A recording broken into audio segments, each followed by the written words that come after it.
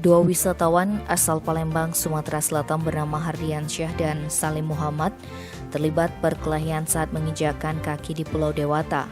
Kasih Humas Polresta Denpasar Ibtu Iketut Sukadi mewakili Kapolsek Udara AKP Iketut Darto menjelaskan peristiwa itu terjadi di areal koridor Terminal Kedatangan Domestik Bandara I Gusti Ngurah Rai, sebelah selatan Konter Roti O Jumat 29 September pukul 17.30 dan videonya sampai beredar.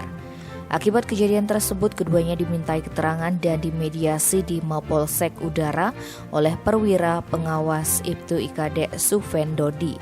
Menariknya dari pengakuan mereka, Hardi dan Salim berasal dari kampung yang sama di seberang Ulu, Kota Palembang.